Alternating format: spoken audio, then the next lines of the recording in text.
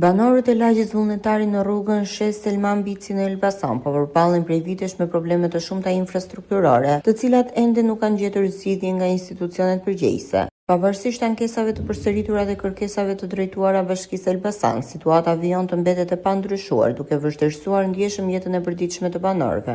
Banorët shprehen jashtëkamerës se rruga është e amortizuar, e mbushur me gropa dhe papastërti, çka e bën të rrezikshme si për qarkullimin e automjeteve, ashtu edhe për këmbësorët. Ata theksojnë gjithashtu mungesën e ndriçimit publik dhe infrastrukturën e pamjaftueshme, që sipas tyre përbëjnë rrezik për sigurinë e fëmijëve dhe të moshuarve.